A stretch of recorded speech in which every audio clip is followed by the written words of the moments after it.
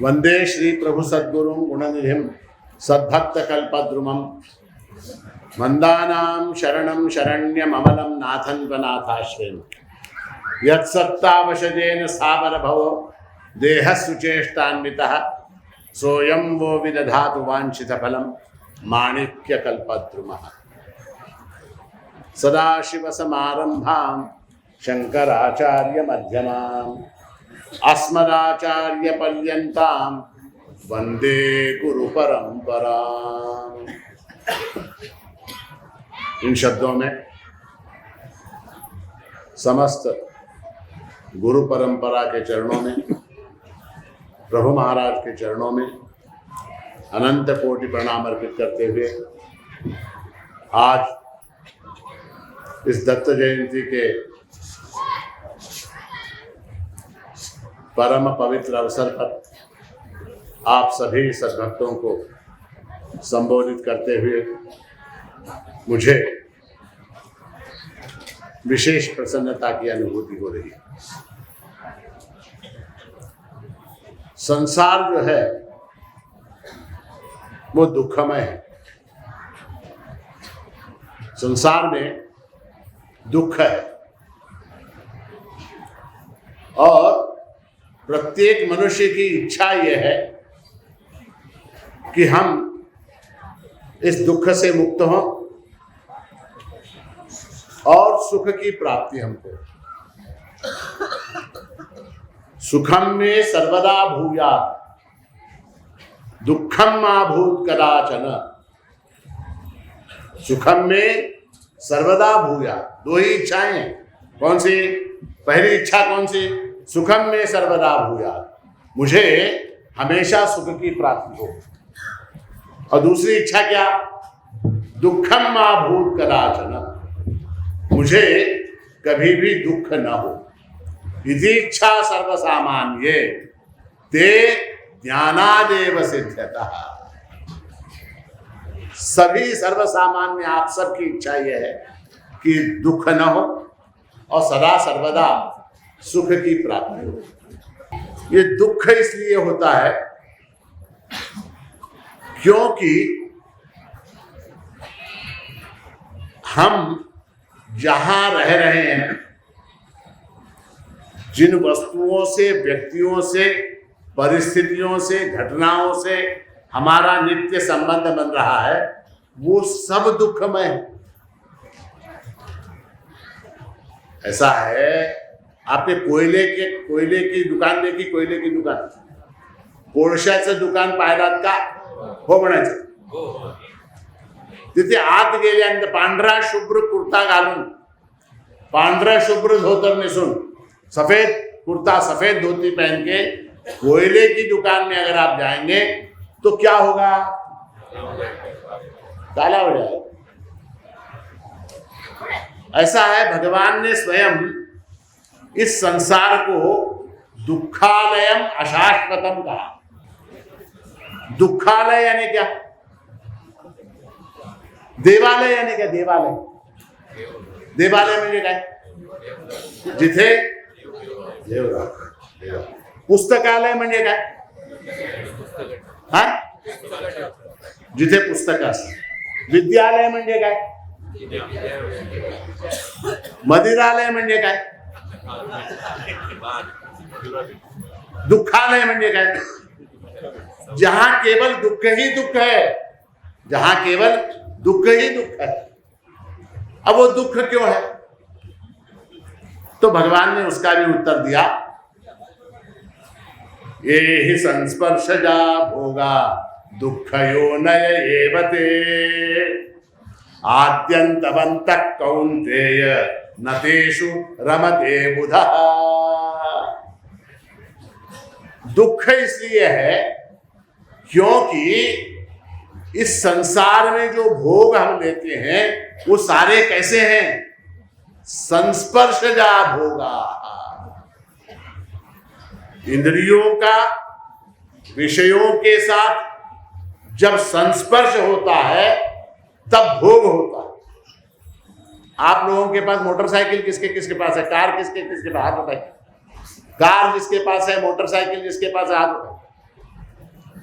अब उसके अंदर पार्ट्स होते हैं, पार्ट्स कार के अंदर, मोटरसाइकिल के अंदर, वो पार्ट्स जो है उनके जो विभिन्न गाड़ी के अवयव हैं, वो जब एक दूसरे से टकराते हैं, रगड़ते हैं, उनका संस्पर्श होता है, उस समय संघर्ष निर्मित होता, संघर्ष होता, घर्षण होता, और घर्षण होने के कारण जो है वहां पर क्या दुख होता है, वहां पर दुख होता है।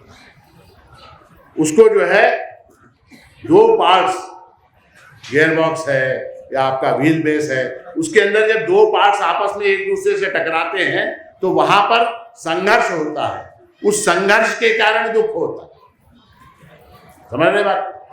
तो भगवान ने कहा ये ही संस्पर्श जाब होगा दुख योनय, ये बते दुख योनय, दुख की योनि जहां से दुख उत्पन्न होता है। और क्यों? आद्यंतवंत कौन्तेय नतेषु रमते बुधा, ये आदि अंत वाले हैं, शुरू होने वाले हैं, अंत होने वाले हैं, शाश्वत नहीं। अब ये जो पार्ट्स हैं गाड़ी के, उसके अंदर संघर्ष न हो, घर्षण न हो, घर्षण हो भी तो स्मूथली हो, उसके लिए क्या करना पड़ता है? हाँ, उसके लिए ऑयल और ग्रीस, ऑयल और ग्रीस डालना पड़ता। तब क्या होता है? ये जो घर्षण होता है, उस घर्षण से फिर गाड़ी खराब नहीं होती। उस ऑयल का नाम, उस ग्रीस का नाम जो है वो क्या है? वो है भक्ति। भक्ति परमात्मा की, ईश्वर की, प्रभु की भक्ति ही एकमात्र ऐसा साधन है जिसके द्वारा ये ही संसर्षजा भोगा दुख योनय एवते, ये सारे जो दुख है इनका निराकरण संभव है। अब हम चाहते ये हैं दुखम माभूत कदाचन, कभी भी दुख न हो, कभी भी दुख न हो, आत्यंतिक सुख की प्राप्ति हो। तो उसके लिए जो है शास्त्र में कहा गया है कि उसके लिए ज्ञान ही एकमात्र उपाय है। ज्ञानात् एव तु कैवल्यम्, ज्ञान ही उसके लिए एकमात्र उपाय है। महाराज हे फार छान सांगितलं। आमचा मुलगा अमेरिकेला गेला, तिथं MS करलेला आहे, आता त्याला तिथं ज्ञान प्राप्त झालं। हा, माझा मुलगा कुठं आहे? IIT खडगपूरमध्ये आहे, IIT कानपूरमध्ये आहे, IIM अहमदाबादमध्ये आहे, तिथं त्याला ज्ञान प्राप्त होणार आहे। आता म्हणजे माझ्या मुलाचे दुःख सगळी संपली। होता है क्या? IIT Kharagpur, IIM Kanpur, IIM Ahmedabad, Harvard university से MS किया, ऑक्सफोर्ड यूनिवर्सिटी से डिग्री लेके आ गए, ज्ञान प्राप्त किया ना। तो वो ज्ञान नहीं, कौन से ज्ञान से दुख की समाप्ति होती है? तो शास्त्र में कहा गया जीव ब्रह्म ऐक्य ज्ञान, जीव और ब्रह्म के ऐक्य का जो ज्ञान है, जीव और ब्रह्म के ऐक्य का जो ज्ञान है, उस ज्ञान से दुख की आत्यंतिक निवृत्ति होती है।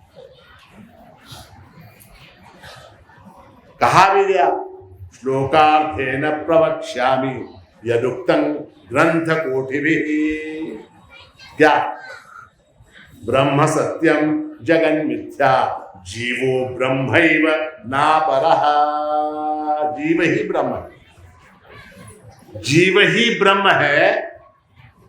यही एक ज्ञान जो है आपको दुख से मुक्त करा सकता है। दूसरा कोई ज्ञान, कोई औषधि, कोई उपाय आपको दुख से मुक्त नहीं कर सकता। जीव ही ब्रह्म है, ये ज्ञान ही आपको मुक्त कर सकता है। ऐसा है, लोग बोलते हैं कि महाराज जी हम जीव हैं, हम छोटे व्यक्ति हैं, सुबह उठना, नौकरी के लिए जाना, फिर शाम में आना, खाना खाना, टीवी देखना, सो जाना, मैं कहाँ का ब्रह्म? आप में से कोई ब्रह्म है? तुमच्यापैकी कोणीतरी ब्रह्म आहे का? कोणी नाही, कोई नाही. महाराष्ट्री ने कहा किती जनासी भ्रम हा झाला, मी ब्रह्म नकळे जीवाला, नकळे जीवाला. किती जनासी भ्रम हा झाला, सबको हुआ है भ्रम, सबको भ्रम हुआ है. अपने आप को हम क्या समझते हैं? हम जीवात्मा है, और प्रभु क्या है? प्रभु परमात्मा. हम क्या है? जीवात्मा. प्रभु क्या है? प्रभु परमात्मा है. जीवात्मा और परमात्मा एक हो सकते हैं क्या? एक हो सकते हैं क्या?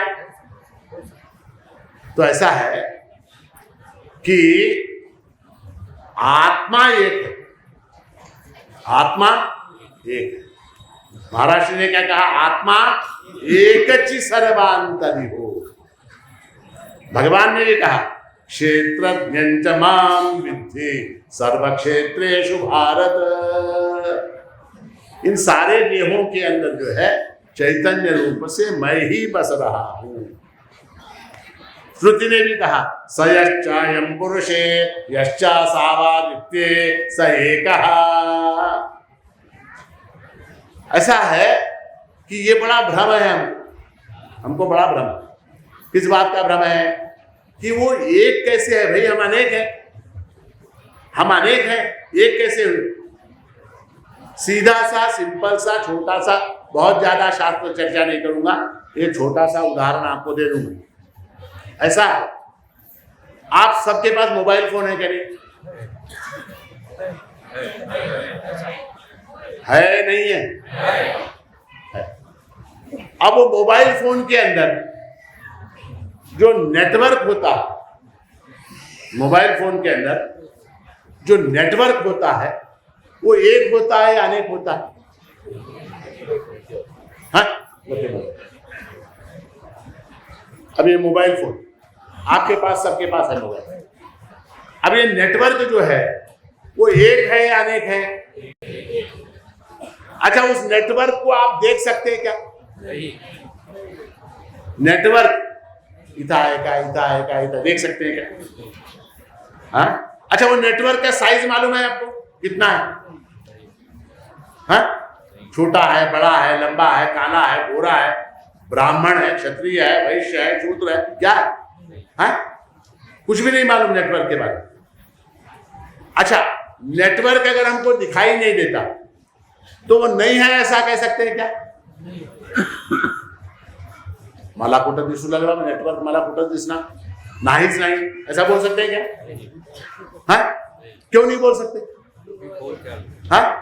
क्योंकि फोन चालू है, नेटवर्क है. उसका प्रमाण क्या?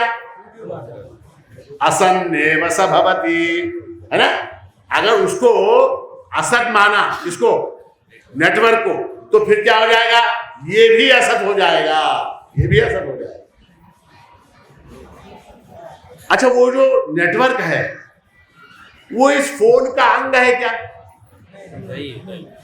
फोन का पार्ट है क्या? फोन का प्रोडक्ट है क्या? फोन का गुण है क्या? फोन का धर्म है क्या? नहीं है. अच्छा, वो जो नेटवर्क है वो इस फोन को चारों तरफ से व्याप रहा है ना?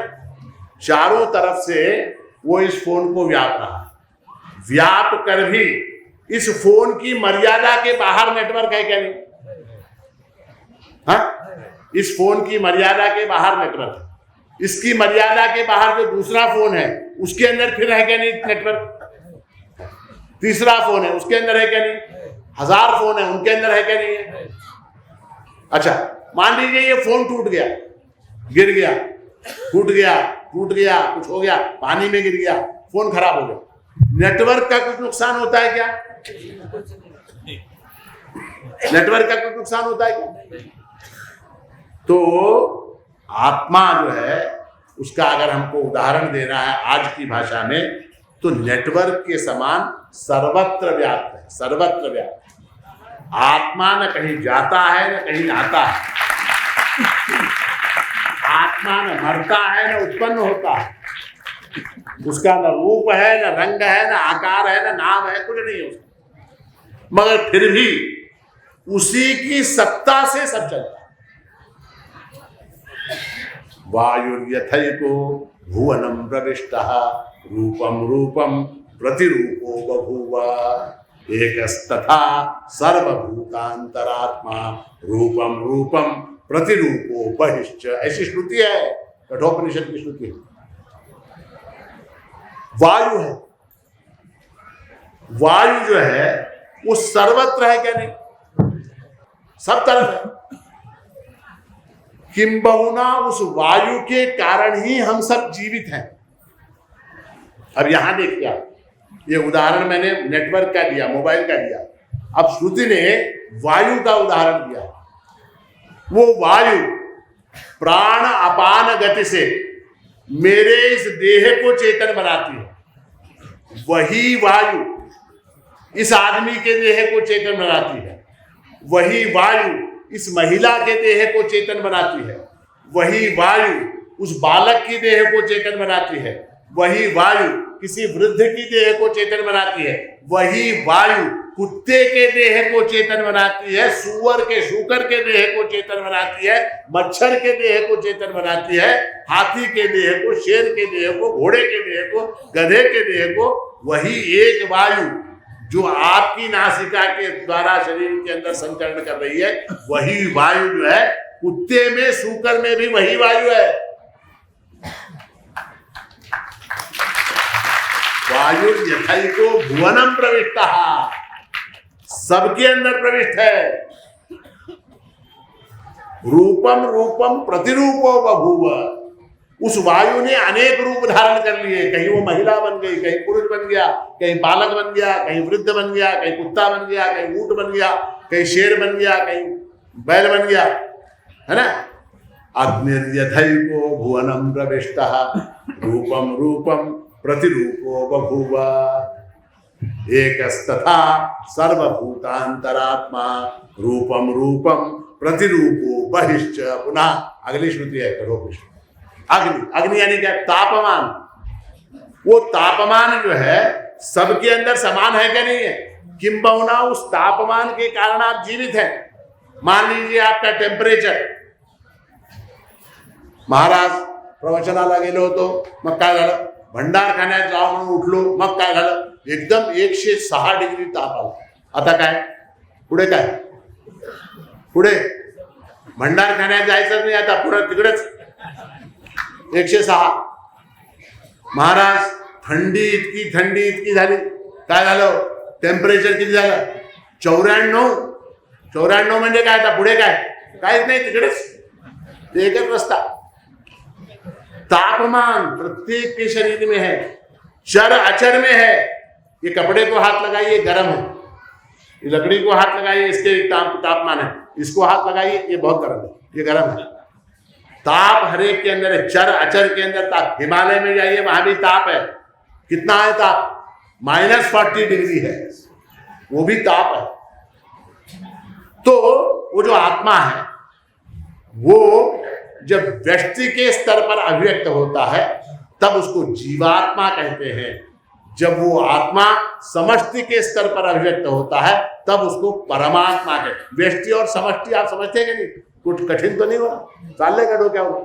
व्यक्ति म्हणजे इंडिव्हिज्युअल, माइक्रो, समष्टि म्हणजे मॅक्रो, सब में। जैसे वृक्ष होता है, वृक्ष क्या है? व्यक्ति है। वन क्या है? वन समष्टि है। तो व्यक्ति के स्तर पर वो आत्म तत्व चैतन्य जो है वो क्या कहलाता है? जीवात्मा। और समष्टि के स्तर पर वही आत्म तत्व, वही चैतन्य जो है परमात्मा कहलाता है। अब ये जो उपाधि है, इन उपाधियों को अगर हटा दिया जाए तो फिर जीवात्मा और परमात्मा, ये दोनों में से जीव की उपाधि को हटा दिया। जीव शिव यरडू वंदाईते, प्रभु महाराज ने कहा जीव शिव यरडू वंदाईते। जीव की उपाधि को निकाल दिया, शिव की उपाधि को निकाल दिया, तो बचा क्या? शुद्ध चैतन्य स्वरूप ऐसा आत्मा बचता है, और वही जीव ब्रह्मैक्य ज्ञान, वही जीव ब्रह्मैक्य ज्ञान। अब महाराज हे फार छान सांगितला तो हे जे जीव ब्रह्मैक्य ज्ञान आहे हे कुठं मिळतंय? मी पुण्याला चाललो, तिथं फार मोठा मॉल आहे, तिथं मिळतंय काय? उद्या सकाळी हैदराबादला जातो, तिथं ओराईन म्हणून मॉल आहे, ओराईन मॉल, तिथं मिळतंय काय? सुलतान बाजारमध्ये मिळतंय काय? बेगम बाजारमध्ये मिळतंय काय? कुठं मिळतंय? कहाँ मिलेगा वो जीव ब्रह्मैक्य ज्ञान? तो श्रुति ने कहा कि तद्विज्ञानार्थम स गुरुमेवाभिगच्छेत् समित पाणी श्रोत्रियम ब्रह्मनिष्ठम। श्रोत्रिय और ब्रह्मनिष्ठ ऐसे गुरु के पास ही वो जीव ब्रह्मैक्य ज्ञान प्राप्त होता, अन्यत्र नहीं प्राप्त। उसका साधन क्या, कैसे प्राप्त होता है? तो श्रुति ने कहा कि उसका एक कोर्स है। जैसे आपको बायोलॉजी पढ़ना है, मैथमेटिक्स पढ़ना है, केमिस्ट्री पढ़नी है, मेडिकल साइंस पढ़ना है, तो उसका कोर्स होता है। तो हमारी अध्यात्म विद्या में भी कोर्स है, 3 स्टेजेस है उसके। गुरु के पास जाकर श्रवण, मनन और निधिध्यासन करने से वो आत्मज्ञान प्राप्त होता है। क्या क्या करना पड़ता है? श्रवण, मनन और निधिध्यासन करने से वो आत्मज्ञान प्राप्त होता है। श्रुति ने क्या कहा कि आत्मा बारे दृष्टव्य, श्रोतव्यो, मंतव्यो, निधिध्यासितव्य। उसको सुनो, उसके ऊपर मनन करो और उसका निधिध्यासन करो। महाराज हे फार छान सांगितलं, आम्ही उद्यापासून तेच करतो, उद्यापासून तेच करतो। काय ढेकळं करता? श्रवण म्हणजे काय तुम्हाला माहित आहे काय? मनन म्हणजे काय तुम्हाला माहित आहे काय? निधिध्यासन म्हणजे काय ते तर ठाऊकच नाही, मालूम ही नहीं है, करोगे क्या? ऐसा है कि ये सारी शास्त्रीय बातें, श्रवण शब्द का अर्थ है श्रोत्रिय और ब्रह्मनिष्ठ ऐसे गुरु की शरण में जाकर दीर्घ काल तक उसकी सेवा करते हुए शास्त्र का सम्यक ज्ञान प्राप्त करना, इसका नाम श्रवण है। हम लोग क्या समझते? श्रवण यानी सुनना। आज इस महाराज का प्रवचन सुन लिया, कल टीवी के ऊपर उस महाराज का प्रवचन सुन लिया, परसों टीवी के ऊपर वो सुन लिया, तरसों यूट्यूब के ऊपर ये सुन लिया, फेसबुक के ऊपर वो सुन लिया, और मैंने श्रवण किया ऐसा समझ। उसको श्रवण नहीं कहते। ऐसा है, ईंटों के ढेर को एक जगह रख देना, ये मकान बनाना नहीं। मकान बनाते कि नहीं? मकान, घर बनाना। घर बनाने के लिए ईंटों का ढेर, एक लॉरी भर के ईंट लाके आपने क्या किया, वो लॉरी के अंदर आजकल सिस्टम होता है, ऐसे उठाता हो तो ईंट सारे धर धर धर धर धर करके नीचे गिरे। मेरे आंगन में एक लॉरी ईंट आके गिरे, मेरा घर बना क्या? मेरा घर नहीं बना। क्यों नहीं बना? क्यों नहीं बना? क्योंकि वहां पर एक कुशल, ऐसा कौन चाहिए? काम करने वाला कारीगर चाहिए, कुशल चाहिए, कुशल कारीगर चाहिए। उपार कहते हैं हमारे, मेसन कहते हैं अंग्रेजी में, हाँ, वो चाहिए। वो क्या करता है? वो ईंटों को एक सिस्टमेटिक तरीके से रखता है। एक सिस्टमेटिक, एक ईंटों की एक लाइन ऐसी लगा दी, उसके बाद जहां ज्वाइंट आ रहा उसके ऊपर फिर दूसरी ईंट लगा दी, फिर उसके बाद जहां ज्वाइंट आ रहा तीसरी ईंट लगा। ऐसे वो ईंटों की थर के ऊपर थर के ऊपर थर के ऊपर ऐसे वो स्टेजेस के अंदर धीरे धीरे धीरे धीरे करके वो भवन को बनाता है, तब वो मकान पूरा होता है। हमारी दिक्कत ये है, हमने कहीं थोड़ा सा वो सुन लिया, कहीं थोड़ा सा ये पढ़ लिया, कहीं थोड़ा सा वो देख लिया, वो श्रवण नहीं है। श्रवण शब्द का अर्थ है दीर्घ काल तक सुनियोजित तरीके से, व्यवस्थित रीति से गुरु के पास रहकर गुरु की सेवा करते हुए उस आत्मज्ञान को सुनना, इसका नाम क्या है? श्रवण।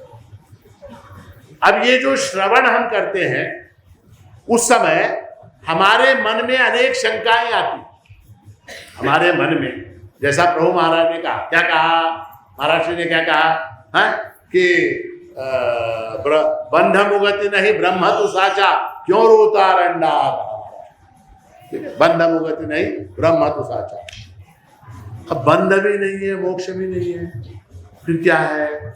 ऐसा प्रश्न उठेगा मन। बंध क्या है, मोक्ष क्या है, दुख क्या है, सुख क्या है, ऐसे प्रश्न उठेंगे। तो ये जो प्रश्न उठते हैं, जो श्रवण करने वाला विद्यार्थी होता है वो इन सारे प्रश्नों की सूची बनाता है उसके मन में, उसकी बुद्धि में जो प्रश्न उठते हैं उन प्रश्नों की सूची बनाकर रखता है और श्रवण करता जाता। हमारे यहाँ वेदांत में ऐसा है कि हम एक ही बार में सब कुछ नहीं बताते, हम धीरे धीरे बताते। हम क्या करते हैं, एक बार पहले बताते हैं, उसके बाद फिर कहते हैं नहीं नहीं ये झूठ है, इसको छोड़, ये सत्य है। उसके बाद फिर कहते हैं ये भी नहीं है, ये सत्य है, ये सत्य है। जैसे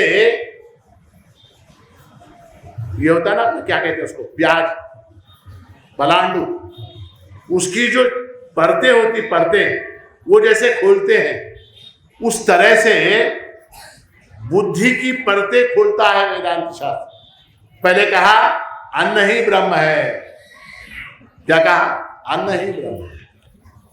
मान लिया शिष्य ने अन्न ही ब्रह्म है। बोले नहीं नहीं नहीं, अन्न ब्रह्म नहीं है, प्राण ब्रह्म है। शिष्य ने फिर मान लिया कि प्राण ही ब्रह्म है। बोले नहीं नहीं नहीं, प्राण ब्रह्म नहीं है, मन ब्रह्म है। उसने कहा ठीक है, चलो गुरु बता रहे मन ब्रह्म है, मन ब्रह्म है, नमगेन मार हेड़ता हो मन मन मन मन ब्रह्म है। चलो गुरु ने कहा नहीं भाई, मन भी ब्रह्म नहीं है, बुद्धि ब्रह्म है, विज्ञानम ब्रह्म, विज्ञान बुद्धी जो है ब्रह्म है। मान लिया, आम्हाला काय करायचं, सांगितले जेवढं सांगितले तेवढं हो म्हणायचं, आम्हाला काय करायचं, विज्ञान ब्रह्म है। गुरु ने कहा नहीं, विज्ञान भी ब्रह्म नहीं है, आनंद ब्रह्म है। ये कब बताया? 5 बार आया वो, झटके धक्के खाके 5वीं बार बताया। आनंदो ब्रह्मे दिव्यजानात् आनंदाध्येन खल्विमानि भूतानि जायन्ते। तो आनंद ही ब्रह्म है, ऐसा अंत में बताया। उसी तरह से परमात्मा के स्वरूप के संबंध में भी हम ऐसे ही बताते। पहले क्या कहते हैं कि ईश्वर जो है वो जगत क्या करता है, ऐसा जगत करता, ऐसा बताते। शिष्य मान लेता है ईश्वर ने जगत बनाया, ईश्वर ने जगत बनाया। फिर हम कहते हैं नहीं, ईश्वर ने जगत नहीं बनाया, ईश्वर स्वयं ही जगत रूप हो गया, ईश्वर स्वयं ही जगत रूप हो गया। वो शिष्य मान लेता है ईश्वर स्वयं जगत रूप हो गया। फिर कहते हैं नहीं, ईश्वर जगत रूप हुआ ही नहीं, जगत है ही नहीं, ईश्वर के अधिष्ठान के ऊपर जगत का भ्रम दिखाई देता है। ऐसा हम स्टेजेस के अंदर बताते हैं। तो इसलिए जो है वो सारी बातें सुननी पड़ती है, उसको श्रवण कहते हैं। सुनने के बाद गुरु के मुख से इन सारी बातों को सुनने के बाद जो प्रश्न मन में आते हैं उनका बुद्धि के द्वारा, तर्क के द्वारा, शास्त्र के द्वारा और गुरु के उपदेशों के द्वारा उन शंकाओं के निराकरण का नाम मनन है। मन में जो शंका उठती है, अन्न ही ब्रह्म है ऐसा गुरु ने कहा, अन्न ब्रह्म कैसे हो सकता है, अन्न जड़ है, अन्न कैसे ब्रह्म हो सकता है, ये सारा विचार, इसका नाम मनन है। ये मनन करना पड़ता है और मनन करने के बाद जो भी शंका मन में आती है उनका जो है निराकरण बुद्धि के माध्यम से करना पड़ता है। बुद्धि के माध्यम से, तर्क के माध्यम से, युक्ति के माध्यम से और शास्त्र के माध्यम से, और जरूरत पड़े तो गुरु के उपदेश के माध्यम से इन शंकाओं के निराकरण का नाम मनन है। अब क्या हो गया? श्रवण हो गया, मनन हो गया। मनन से क्या हुआ कि बुद्धि जो है अब निसंशय हो गई। बुद्धि क्या हो गई? निसंशय हो गई, बुद्धि निसंशय हो गई।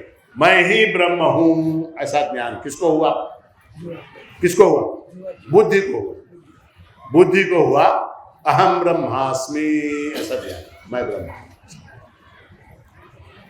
किंतु बुद्धि ने तर्क से, युक्ति से इस बात को मान लिया कि मैं ही ब्रह्म हूं ऐसा मान लिया, किंतु हमारा मन उस बात को मानने के लिए तैयार नहीं हो। आपको लगता है क्या?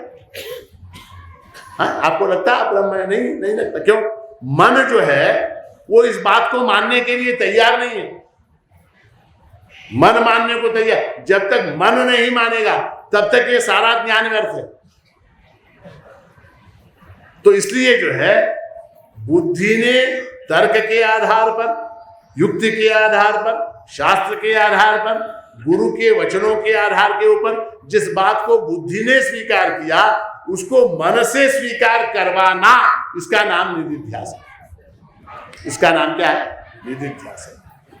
और वो जो है वो केवल प्रैक्टिस से संभव है। देखिए बहुत महत्व की बात मैं आपको बता रहा हूं, मी म्हणून सांगू लागलो आणि दूसरं काय?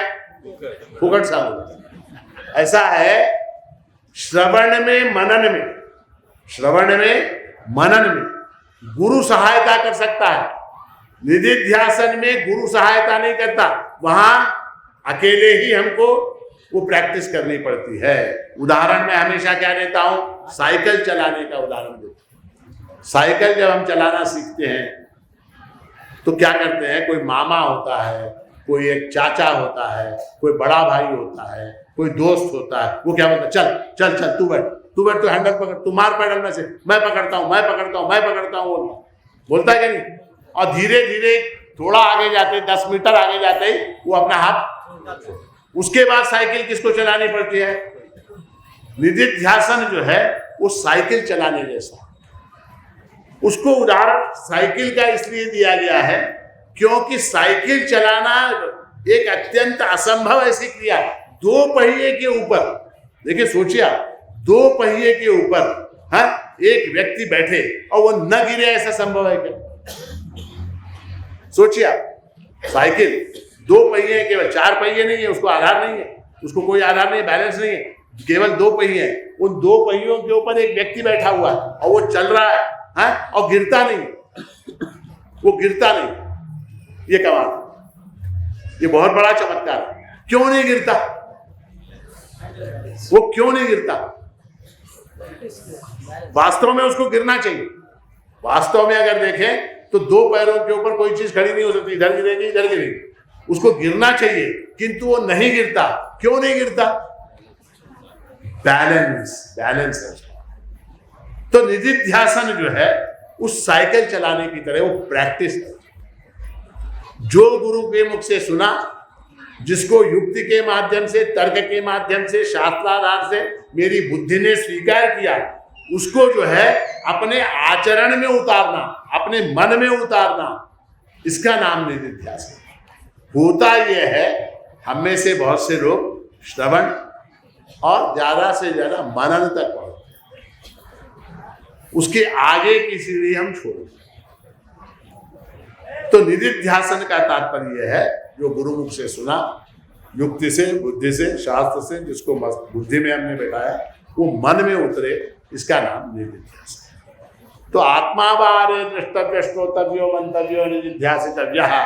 तो जो है श्रवण, मनन और निधिध्यासन, ये 3 ही रास्ते हैं उस ज्ञान को, आजीव ब्रह्म के ज्ञान को प्राप्त करने के। ये 3 ही मार्ग है। मार्ग कहते हैं ऐसा हो जाता है, फिर कंफ्यूजन हो जाता है। मार्ग नहीं है, 3 सोपान है, 3 सीढ़ियां हैं। मार्ग में और सीढ़ी में फर्क क्या है? सीढ़ी में और मार्ग में, सोपान में, मार्ग में फर्क क्या है? मार्ग में ऐसा किसी भी मार्ग से जा सकते। प्रभु मंदिर आना, आपको प्रभु मंदिर आना, तो कौन सा मार्ग है? महाद्वार में से, सिंहद्वार में से आने का एक मार्ग। उत्तर द्वार में से भी आ सकते, उधर से पश्चिम द्वार से आ सकते। ये महानुभाव जो है अभी गए भंडारखाने में, ये किसी भी द्वार से, कहीं से भी घुस सकते, दक्षिण द्वार से होगा, कहीं से भी घुस जाए, वो मार्ग है। वो सोपान जो है वो भिन्न है। सोपान में क्या, सीढ़ी में क्या है, पहली सीढ़ी के ऊपर पैर रखने के बाद ही दूसरी सीढ़ी के ऊपर पैर रखा जा सकता है। दूसरी सीढ़ी, ये है सीढ़ियां, यहाँ पर छुप गई स्टेज में, ये सीढ़ियां हैं।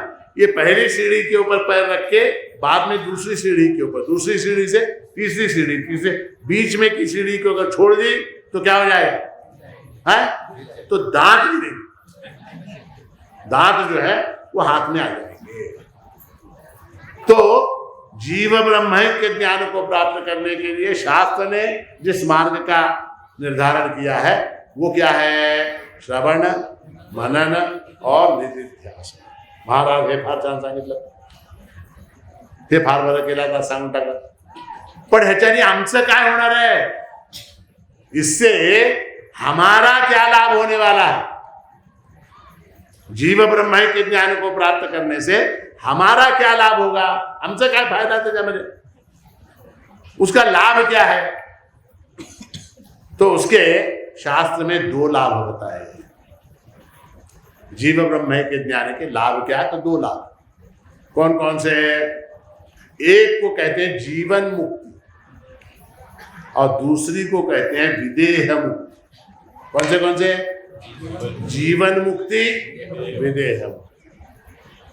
जीवन मुक्ति यानी क्या, जीवन मुक्ति यानी जीवित रहते हुए इस शरीर में मुक्ति के आनंद को, मोक्ष के आनंद को उपभोग लेना, उसका भोग लेना, इसका नाम है जीवन मुक्ति. अभी प्रभु महाराज के चरित्र में प्रभु महाराज का वर्णन हुआ क्या, कधी देवालय हो, कधी घरी समाडी वरी बसे, कधी शैलागृहा, कधी क्वचित खेड़े नदी तटी का ना चैतन्य. तो जीवन मुक्ति का वर्णन. तो जीवन मुक्ति यानी जीवित रहते हुए मोक्ष के आनंद को अनुभव करना. ऐसा है केवल हमारे अद्वैत वेदांत में ही जीवन मुक्ति का सिद्धांत है, अन्य किसी शास्त्र में जीवन मुक्ति का सिद्धांत नहीं है. बाकी शास्त्रों में आपको मरने के बाद ही मुक्ति है. बाकी जितने शास्त्र हैं सब, सांख्य, योग, न्याय, वैशेषिक, पूर्व मीमांसा, उत्तर मीमांसा में भी माध्व और अपना क्या कहते हैं रामानुज विशिष्टाद्वैत, माध्व संप्रदाय, ये सारे जितने हैं, शुद्धाद्वैत, द्वैताद्वैत, भेदाभेद, ये जितने संप्रदाय हैं उन सब संप्रदायों में मरने के बाद मोक्ष है. मरने के बाद मोक्ष. कोण पाहिले महाराज मेल्यानंतर काय होतंय की काय, कोण पाहिले, कोणाला माहित मोक्ष मिळते की काय, किसने देखा. हमारे अद्वैत वेदांत में केवल जीवन मुक्ति है. इसलिए महाराज जी ने कहा परी रोकड़ी घेई तू ब्रह्म प्राप्त. रोकड़ी यानी क्या, कैश एंड कैरी. परी रोकड़ी घेई तू ब्रह्म प्राप्ति. तो जीवन. अब जीवन मुक्ति यानी क्या, ऐसा विषय बहुत लंबा है, समय बहुत कम है. जैसे उन लोगों को भोजन के लिए जाने की जल्दी थी, उन्होंने अपने शरीर के माध्यम से, अपनी वाणी के माध्यम से उस उत्साह को, भोजन प्राप्त करने के उत्साह को प्रकट किया. आप लोग सज्जन हैं, अंदर ही अंदर दबा कर बैठे, है ना, सही बात है. हाँ. तो जीवन मुक्ति यानी क्या, तो जीवन मुक्ति में तीन चीजें हैं. एक क्या है, जीवन मुक्ति में स्वतंत्रता. स्वतंत्रता यानी क्या, स्वतंत्रता शब्द का अर्थ है कि मैं अपने सुख के लिए किसी अन्य पर निर्भर नहीं. मेरा जो सुख है आज, मेरा जो आज का सुख है वो अन्यों पर निर्भर है. मेरी पत्नी ने अगर मुझसे मीठी मीठी बातें की तो मैं सुख.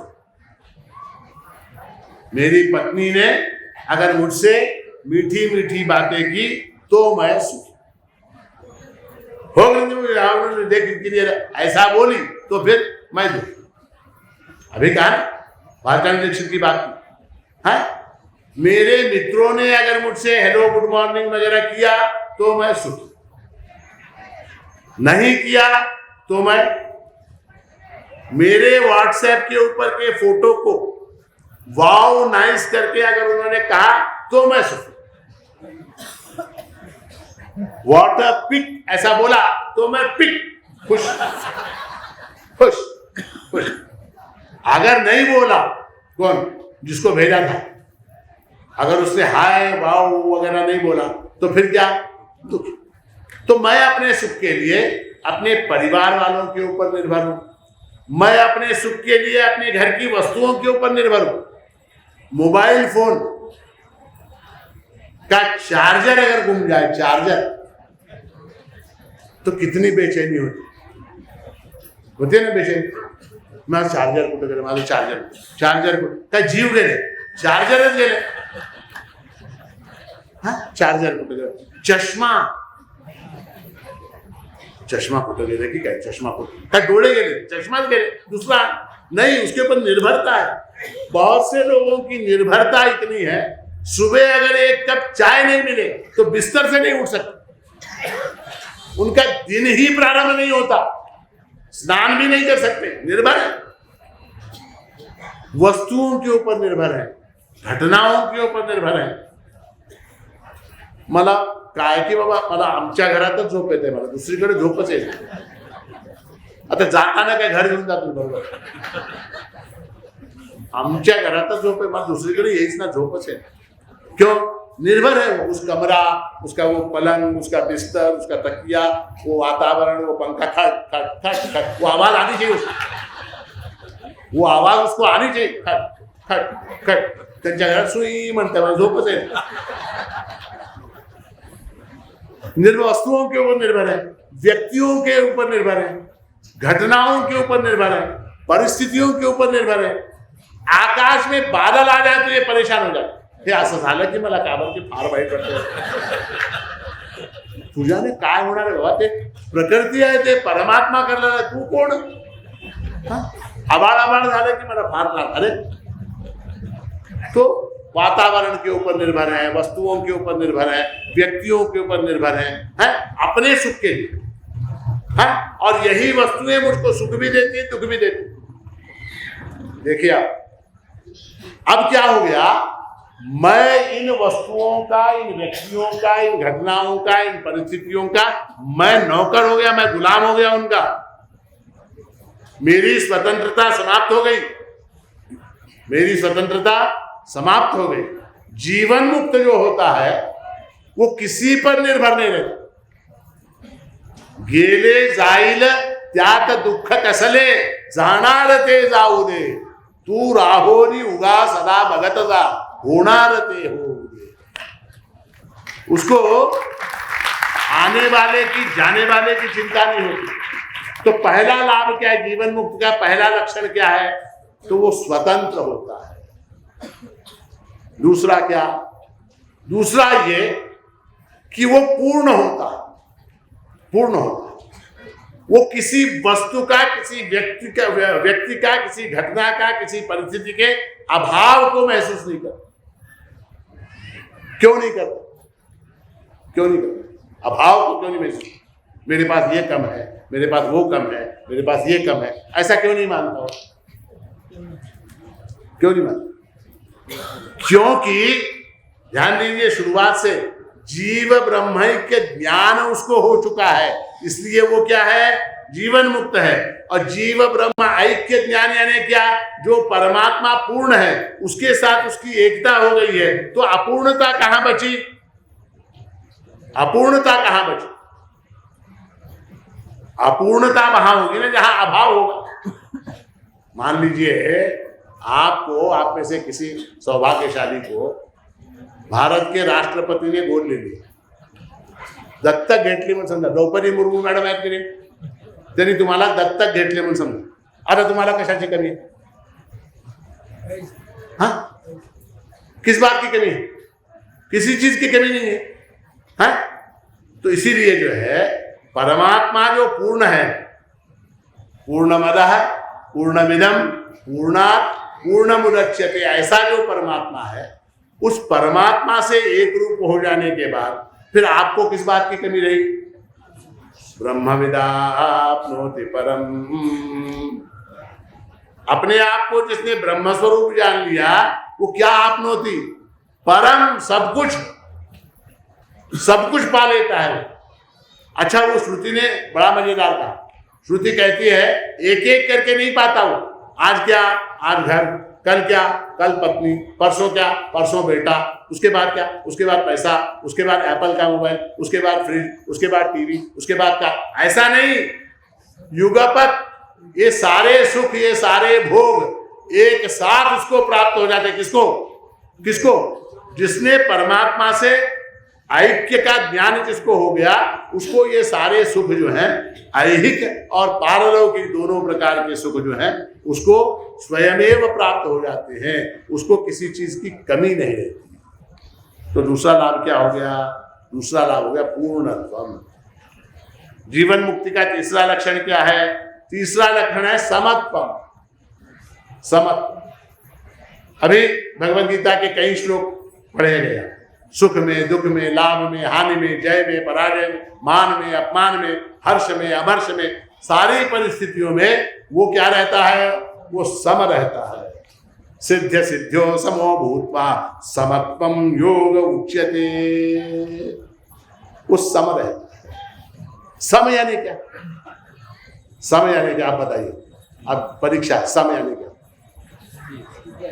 हाँ, सम याद कीजिए। अभी साइकिल का उदाहरण दिया मैंने। सम यानी बैलेंस रहता है। साइकिल चलाते समय कहीं टायर के नीचे कंकड़ आ जाए, पत्थर आ जाए, कुछ गड्ढा आ जाए, तो साइकिल एक क्षण के लिए क्या हो जाती है? आउट ऑफ कंट्रोल हो जाती है, इम्बैलेंस हो जाती है। उसी क्षण वो उसको संभाल लेता है। होता है क्या नहीं ऐसा साइकिल चलाने में? उसे गिरता है क्या? वो नहीं गिरता, उसी क्षण संभाल लेता है। उसको समत्वम कहते हैं, हार्मनी, उसको बैलेंस कहते हैं। देखिए कितना समत्व साधना पड़ता है योगी।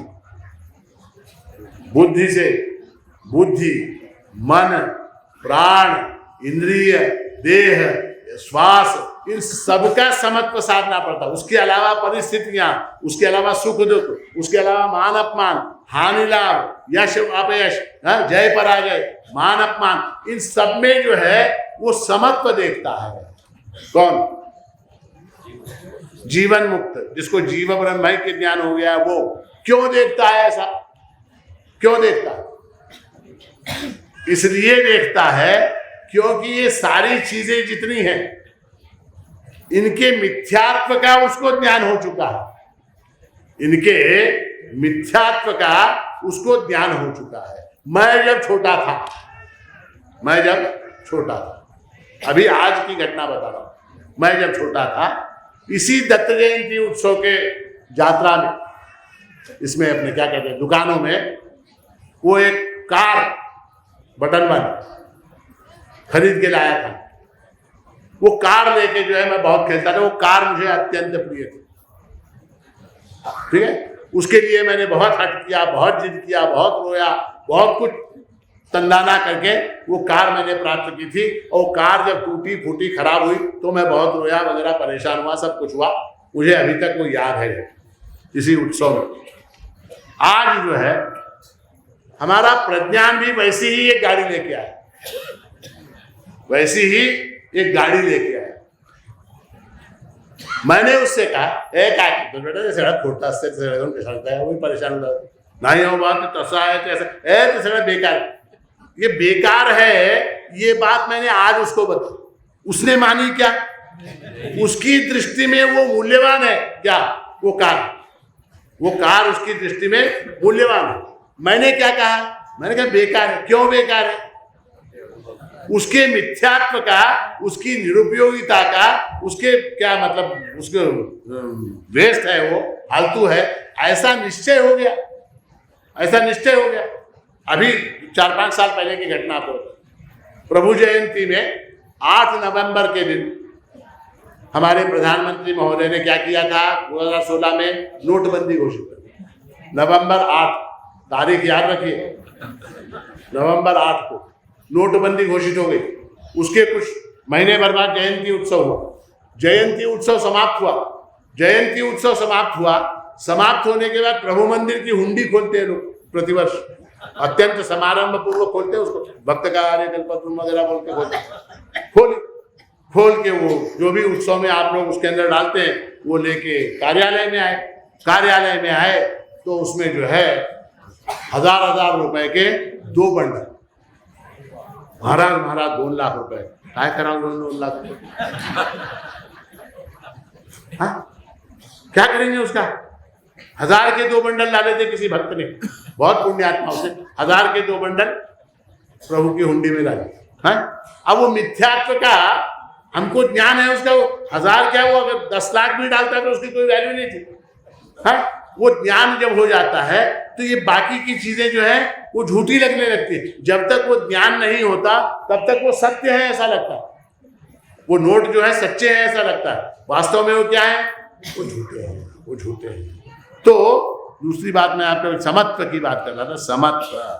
तो संसार के जो छोटे मोटे ये सारे विषय हैं, इनके मिथ्यात्व का ज्ञान हो जाने के कारण उस जीवन मुक्त को जो है समत्व की प्राप्ति होती है। स्वातंत्र्यम, पूर्णत्वम, समत्व, ये 3 लक्षण जो है जीवन मुक्त के हैं। और इन्हीं के कारण देखिए, अस्वतंत्रता के कारण दुख है, अपूर्णत्व के कारण दुख है, असमता के कारण दुख है। दुख का मूल कारण ही अगर हट गया तो उसको आनंद होगा। किसको? जीवन मुक्त को। ठीक है, तो जिंदा रहते हुए, शरीर में रहते हुए वो जीवन मुक्त जो है मुक्ति के आनंद का लाभ लेता है। अब एक दिन उसका देह जो है वो जर्जर होके नष्ट हो जाता है, मर जाता है। मरने के बाद क्या होता है जीवन मुक्त का? मरने के बाद वो जीवन मुक्त जो है विदेह मुक्ति को प्राप्त होता है। विदेह मुक्ति यानी क्या? विदेह मुक्ति यानी मरने के बाद वो पुनः पैदा नहीं होता, पुनः जन्म नहीं लेता, वो अपने स्वरूप के अंदर, प्रभु स्वरूप के अंदर मिल जाता है, लीन हो जाता है। क्यों होता है वैसा क्यों होता? इसलिए होता है क्योंकि उसके सारे कर्म नष्ट हो जाते हैं। उसके सारे कर्म जो है, जन्म का कारण क्या है? जन्म का कारण कर्म है, कर्म के कारण जन्म है, कर्म के कारण जन्म है। और उसका जो कर्म का जो कारण है वही अगर समाप्त हो गया तो फिर जन्म होने का सवाल ही नहीं है। अच्छा, आप में से कितने लोगों को फिर से पैदा होने की इच्छा है? पुन्हा जन्माची इच्छा कोणाकोणाला हात उचला. पुन्हा जन्मण्याची इच्छा किसी को नहीं है. सब लोग मुक्त होना चाहते, सब लोग जो है वो मुक्त होना चाहते. कोई फिर से नरहरिषि निज पर रे नको जन्म दूसरा है, फिर से पैदा होके. अच्छा ठीक है, पैदा भी होंगे, मान लीजिए पैदा होने के बाद ये क्या गारंटी है कि आपको मनुष्य का देह के प्राप्त होगा? कोई गारंटी है क्या? हाँ, कुत्ता बन के पैदा हुए तो क्या हो? अब वो कुत्ता बन के पैदा हुए तो फिर वो सफेद वाला जिसको बड़े बड़े धनी लोग अपने घर में सोफा पे बिठाते वैसा होगा तो फिर भी ठीक है. हाँ, हड़ी हड़ी करने का कुत्ता हो गया तो क्या करेंगे? मानो कुत्ते का भी जन्म मिला है तो कैसा मिलना चाहिए? वो जो कार में बिठाते पीछे करके बैठ, देखा कार में बिठाते कुत्ते को है करके बैठता हो, वैसा वाला हो तो ठीक है. सोफे के ऊपर बिठाते, गोद में बिठाते, उसको बिस्किट खिलाते, ऐसा कुत्ता फिर भी ठीक है. हड़ी हड़ी करने का कुत्ता हो तो चलेगा आपको? अच्छा, गारंटी क्या है? कुत्ता ही मिला, सब कुत्ते का ही जन्म मिला, वो मिलेगा या ये मिलेगा, इसकी गारंटी. इसलिए बेहतर क्या है? नरहरिषि निज पद दे नको जन्म दूसरा. तो मैं ये बता रहा था कर्मों के कारण जन्म. अभी जो ज्ञानी है इसके कर्म नष्ट हो, कर्म जो है वो नष्ट हो. कैसे नष्ट होते हैं? ज्ञानी जो है वो भोग के द्वारा अपने प्रारब्ध कर्मों को नष्ट करता. भोग के द्वारा, भोगादेव क्षया, वो भोग के द्वारा अपने प्रारब्ध कर्मों को नष्ट करता है. अपने कर्मों के द्वारा वो आगामी कर्मों को नष्ट करता है. अपनी उपासना के द्वारा, अपने भक्ति के द्वारा वो आगामी कर्मों को नष्ट करता है और ज्ञान के द्वारा संचित कर्मों को नष्ट करता है। इस प्रकार तीनों कर्म उसके नष्ट हो जाते हैं। तो भुना हुआ बीज जैसा होता है ना, भुना हुआ बीज, भुना हुआ बीज, वो भुना हुआ बीज आप खेत के अंदर कितना भी पानी डालिए, कितना भी खाद डालिए, कितनी भी दवाई डालिए, वो फिर से अंकुरित नहीं होता। उसी तरह से ज्ञानी जो है, जिसको जीव ब्रह्म ऐक्य का ज्ञान हो चुका है, जीवन भर जिसने जीवन मुक्ति का आनंद लिया है, वो मरने के बाद जो है फिर पैदा नहीं, उसको फिर जन्म नहीं है, दूसरा जन्म नहीं है, उसको विदेह मुक्ति कहते हैं। तो हमारे अद्वैत वेदांत में लाभ ऐसा है, जिंदा हो तो भी फायदा, मरो तो भी फायदा, दोनों तरफ फायदा है। तो जीवन मुक्ति, विदेह मुक्ति है। तो जीव ब्रह्म के ज्ञान, अपने स्वरूप के ज्ञान का ये लाभ है। एक दृष्टांत देता हूं छोटा सा। एक बार क्या हुआ, एक राजा है, उस राजा का एक बेटा राजकुमार। अब वो राजकुमार था, तो एक बार क्या हुआ, वो राजा जो है नौका में बैठ के कहीं जा रहे थे, विहार करने कहीं निकले थे। वो नदी में तूफान आ गया, आंधी आ गई, वो आ गया, ये आ गया। वो नौका में राजा रानी वो परिवार के सब लोग उसमें मर गए। बालक भी छोटा, वो बालक भी जो है पानी के अंदर गिर गया। बहते बहाते कुछ दूर जो है किसी एक व्यक्ति को, किसी एक गरीब आदमी को वो बालक मिला। गरीब था बेचारा, उसने उसको पाला पोसा। क्या करे, बड़ा होने के बाद थोड़ा युवक हुआ तो वो राजा का जो पुत्र था वो भीख मांगने लगा। भीख मांगने के लिए एक डिब्बा, एक कंबल, एक डंडा, ये वेश लेके जो है वो भीख मांगता हुआ घूमता था। गरीबों की सुनो, वो तुम्हारी सुनेगा, तुम 1 पैसा दोगे वो 10 लाख देगा। वो गाना गाते हुए घूमता था। कोई उसको 8 आने देता था, कोई उसको 4 आने देता था, कोई 1 रुपया देता था। किसी का बर्थडे हुआ तो 5 रुपए दिए, किसी ने 10 रुपए दिए। तो जब कोई 5 रुपए 10 रुपए वगैरह देते थे तो खुश होता था। कोई 4 आने 8 आने 10 पैसे देते थे, दुखी होता। कुछ लोग उसका मजाक उड़ाते थे, कुछ लोग उसको गालियां देते थे, कुछ लोग उसको झिड़की देते थे, बंदे हो मत बिक्की बेला, उसको गाली देते थे। इस तरह से उसका जीवन चल रहा था। अब वो राज्य, वहाँ राजा मर गया, रानी मर गई, राजा का बेटा गायब हो गया, वो राज्य खाली पड़ा हुआ। अब क्या, अब वहाँ के जो मंत्री थे सब लोग, वो कहने लगे कि भाई राजा का बेटा था, उसको ढूंढो। अब उसको ढूंढने के लिए जीप लेके वो तहसीलदार सारे ऑफिसर्स, पंचायत के मेंबर्स, सारे पीडीओ सब जो है वो ढूंढने के लिए निकले। कहीं नहीं मिल रहा। मंत्रियों को एक बात मालूम थी कि वो जो राजा का बेटा है उसके दाहिने कंधे के ऊपर एक तिल है। तो उस आयु का दाहिने कंधे के ऊपर ऐसा बड़ा तिल जिसके है, ऐसे व्यक्ति को ढूंढने के लिए ये लोग ढूंढते एक उस शहर में पहुंचे। वहां वो भीख मांग रहा था। वहां उन्होंने देखा, बदन पे कपड़े नहीं थे, दाहिने कंधे के ऊपर तिल, दिखने में हूबहू राजा साहब के जैसा दिख रहा। बच्चा 17-18 साल का बच्चा राजा साहब के जैसा दिख रहा। बोला हो न हो यही है। उसको जाके देखा, गोरा चिट्टा नवयुवक, मगर गरीबी हालत, कपड़े वपड़े गंदे, मैले बाल वगैरह, और कंधे पे तिल था और चेहरे के ऊपर तिल। बोले यही पकड़ो इसको। उसको पकड़ के उसको ले गए। कहाँ? वो उनका जो राजधानी का नगर था वहाँ ले गए। वहाँ ले जाके उसको दाढ़ी बना के, हजामत बना के, बाल कटा के, उसका सब क्या बोलते हैं उसको, हाँ, मेकअप करके, उसको सब करके उसको ले जाके बिठा दो। बोले अब तू आज से हमारा राजा, हमारा बैठ गया।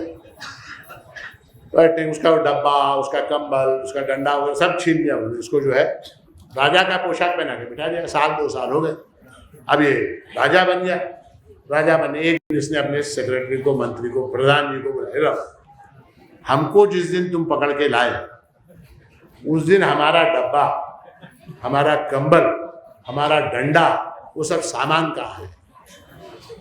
नहीं सरकार, वो हमने म्यूजियम में रखा है, म्यूजियम में। वो लेके आओ वो डब्बा, वो कंबल, वो डंडा वगैरह लेके राजा ने वेशांतर किया, फिर से पुराना वेश पहना, पुराना भिखारी का वेश पहन के वो फिर उसी बाजार में भीख मांगने के लिए गया, उसी बाजार में भीख मांगने के लिए गया। और जाके गरीबों की सुनो, वो तुम्हारी सुनेगा, तुम 1 पैसा दोगे वो 10 लाख देगा वगैरह गाना गाते हुए वो भीख मांगे। फिर वो लोग जो है बाजार के, कोई उसको चारा नहीं डाल रहा है, कोई आठाने डाल रहा है, कोई 1 रुपया डाल रहा है, कोई 5 रुपए डाल रहा है, कोई 10 रुपए डाल रहा है, कोई झिड़की दे रहा है, कोई गाली दे रहा है, कोई मजाक कर रहा है, हाँ, इस तरह से उसका चल रहा है। किंतु फर्क ऐसा, पहले जब वो भीख मांगता था तो चाराने मिलने पर दुखी होता था, 10 पैसे मिलने पर दुखी होता था, कोई गाली देता था तो दुखी होता था, कोई झिड़की देता था तो दुखी होता था, कोई 10 रुपए डाल दे तो खुश होता। आज जो है उसको न चाराने का दुख था न 100 रुपए का सुख। क्यों? क्यों? न गाली से उसको दुख था, न कोई, बहुत से लोग उसकी तारीफ भी कर, अरे आवाज अच्छा नहीं, भाग बैठ ठहरता नहीं, वहां तारीफ भी करते थे लोग, हाँ गाना बहुत अच्छा गाता है, उसकी तारीफ करते, तारीफ करने से उसको कोई फर्क नहीं पड़ा। आज उस वक्त कोई तारीफ कर दे खुश होता, कोई गाली दे दे दुखी होता था। आज क्या है, कोई तारीफ करे तो भी दुखी नहीं, तो सुखी नहीं, कोई गाली दे तो भी दुखी नहीं, 100 रुपए मिले तो भी सुखी नहीं, 4 आने मिले तो भी दुखी नहीं। क्यों? क्योंकि उसको अपने स्वरूप का ज्ञान हो गया, उसको स्वस्वरूप का ज्ञान हो गया था। अपने स्वस्वरूप के ज्ञान के कारण वो जीवन मुक्ति को प्राप्त हो गया था। जीवन मुक्ति को प्राप्त होने के कारण उसके अंदर समत्व आ गया था, उसके अंदर पूर्णत्व आ गया था, उसके अंदर स्वातंत्र्य आ गया। समझ रहे हैं आप मेरी बात? समत्व आ गया, पूर्णत्व आ गया, स्वातंत्र्य आ गया। ठीक है, तो इसलिए जो है हमारे अद्वैत वेदांत शास्त्र में प्रभु महाराज ने कहा, क्या कहा? जग उपकारा जाऊनी त्याश्री चरणा या भव दुखा वाखाणा। और अंत में क्या कहा? मी जीव बुद्धि ही त्यागा, मी देह बुद्धि ही त्यागा, जा सच्चिदानंद परिलागा, ज्ञान मार्तांडा दिव्य दृष्टि ने दाना, ज्ञान मार्तांडा आत्मदृष्टि ने दाना, आत्मदृष्टि ने दाना। तो आत्मदृष्टि से अपने स्वरूप को जानने की बात यानी क्या, उसका अर्थ क्या है, उसका तात्पर्य क्या है? जीव ब्रह्मैक्य ज्ञान, जीव ब्रह्मैक्य ज्ञान। और प्रभु महाराज का जो समग्र वाङ्मय है, समग्र वाङ्मय, जितने पद हैं, जितने ग्रंथ हैं, जितनी पंक्तियां उन्होंने लिखी हैं, वो सब जो है इसी एक ज्ञान का प्रसार करने के लिए। गुरुवार का भजन आपने देखा है? क्या है? गुरुवी के शरण ना होदने स्वयमेव ब्रह्मनादने, गुरुजी ने मज ब्रह्मची केले उडवोनिया जीव भाव। है? तो ऐसे जितने भी पद है प्रभु महाराज के, महाराज के वगैरह सब जो भी पद है, हमारा समग्र वाङ्मय जो है वो क्या है? वो जीव ब्रह्मैक्य का प्रतिपादन करने वाला है। तो और इसलिए जो है परमात्मा से जो हमारी एकता है, प्रभु से हमारी जो एकता है, उस एकता में अगर हमने थोड़ा सा भी फर्क किया तो वहां दुख की प्राप्ति। यदा हे वैश्य एतस्मिन्नुदरमन्तरं कुरुते अथ तस्य भयं भवति। उदरमन्तरं कुरुते, थोड़ा सा भी, किंचित भी अगर हमने प्रभु से अपने आप को भिन्न मान लिया, अथ तस्य भयं भवति, वहां जो है फिर भय प्रारंभ हो जाता है, वहां दुख प्रारंभ हो जाता है। बृहदारण्य में छुट्टी है क्या? द्वितीयाद्वै भयं भवति। द्वैत को देखा तो दुख शुरू हो गया। कौन? द्वैत जहां है वहां दुख है, दुख है। अद्वैत में ही आनंद है, ऐक्य में ही आनंद है। अरे उतना क्यों जा रहे भाई दूर? आप दो भाई हैं, मान लो दो भाई, घर में दो भाई हैं, झगड़ा हो गया, नान हेणती नहीं हांगनती, इन हेणती ना हांगन, झगड़ा हो गया, झगड़ा हो गया, एक घर के दो टुकड़े, दुख होगा या सुख होगा? है द्वैत में दुख है, फिर सब एक हो गए, ए अण्णा माफ मारो करीब तप्पा गए, फिर एक हो गए, फिर क्या हो गया? सुख हो गया। ऐक्य में सुख है, द्वैत में दुख है। भंडार खाने में आप जाते हैं, भंडार खाने में क्या खाना खाने के लिए बैठते हैं, यहाँ भोजन है, यहाँ भोक्ता है, जब तक भोजन यहाँ भोक्ता यहाँ तब तक दुख है क्या नहीं है? भोजन यहाँ भोक्ता यहाँ, उदरम अंतरम कुरुते अथ तस्य भयम भवति, जय मनते की नहीं? जैसे ही माणिक प्रभु महाराज की जय। हाँ, अन्न की जब अन्नमय कोश के साथ एकता होती है तब आनंद होता। ये अन्नमय कोश जो है ना, ये अन्नमय कोश है, शरीर क्या अन्नमय है, तो अन्न की अन्नमय कोश के साथ जब एकता होती है, ऐक्य होता है, तब आनंद की प्राप्ति होती है। पत्तल में अन्न, मैं यहां बैठा हूं, कहां से आनंद? काहे का आनंद नहीं है।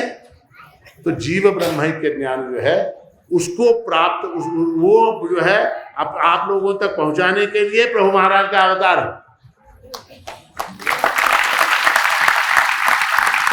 इसीलिए महाराज ने कहा क्या?